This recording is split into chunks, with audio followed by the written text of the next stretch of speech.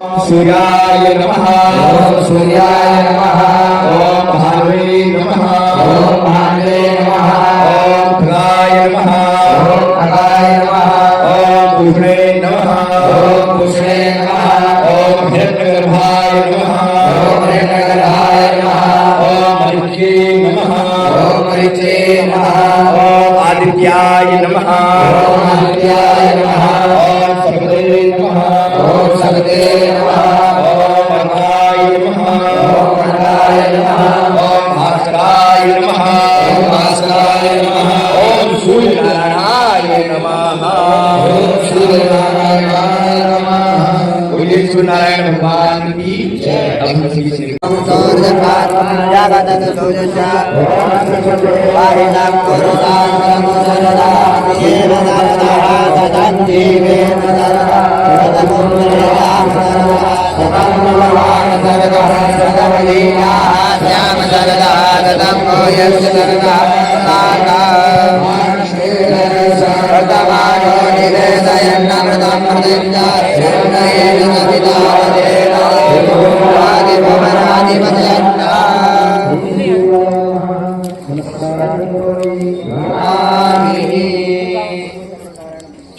को हो रहा है विक्रम संवत 2083 जिसका नाम रौद्र नामक संवत्सर है, लेकिन 11 अप्रैल को जब शुक्ल पक्ष के बाद कृष्ण पक्ष आएगा तो दुर्मति नामक संवत्सर भी प्रारंभ होता है।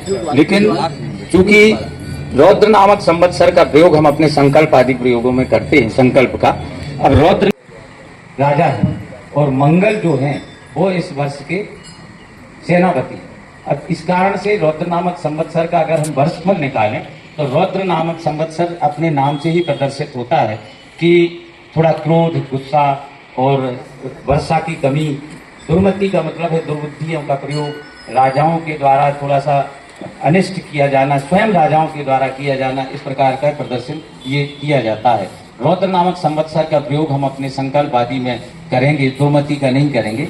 लेकिन 11 अप्रैल से दुर्मति नामक संवत्सर का भी उपयोग होता है। अब चूंकि रौद्र नामक संवत्सर इस वर्ष थोड़ा सा किसी विशेष व्यक्ति की मृत्यु का कारक बनेगा, जो प्रतिष्ठित व्यक्ति हो, जो प्रतिष्ठा के द्वारा इस देश में पूजित किया जाता हो, उस व्यक्ति की मृत्यु का, कम वर्षा का, धन धान्य की कम पैदावार का प्रयोग हो सकता है। अब इस ओवरऑल 2083 संवत्सर रौद्र नामक संवत्सर जो कि जिसके राजा गुरु हैं, वो राजा गुरु हैं और मंगल सेनापति हैं, दोनों मित्र ग्रह हैं। लेकिन फिर भी रौद्र नामक संवत्सर होने के कारण इस वर्ष थोड़ी सी प्रॉब्लम या परेशानियां हो सकती हैं। लेकिन ईश्वर से प्रार्थना है कि सारी समस्याओं को हल करते हुए इस वर्ष को सभी के लिए सुख पूर्वक निकालें, क्योंकि ये वर्ष जो आज हमें जीवन में हम उसको प्राप्त कर रहे हैं, उससे शक्ति, बल, ताकत।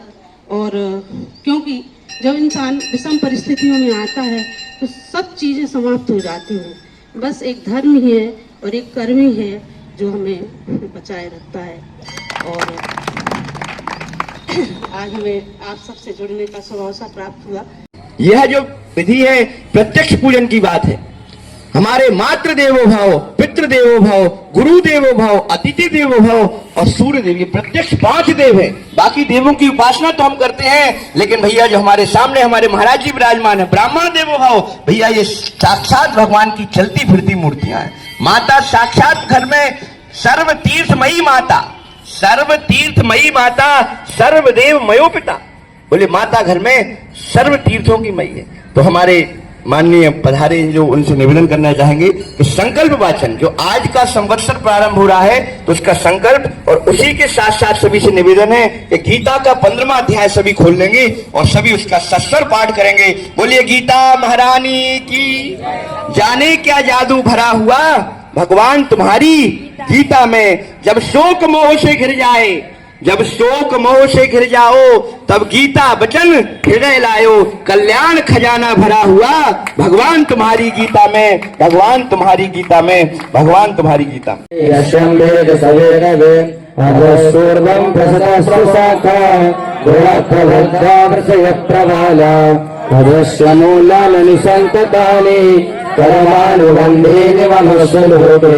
न रूपमस्य हरोपलभ्यते नान्तो न चादिर्न च सम्प्रदृष्टा अश्वत्थमेनं सुविरूढमूला मसङ्गशास्त्रेण दृढेन चित्वा तथा पदं तत्परिमार्गितव्याम् यस्मिन् गता न निर्वहन्ति भूयाम् तमेव चातं पुरुषं प्रपद्ये यदा प्रवृत्ति प्रसदा पुराणे।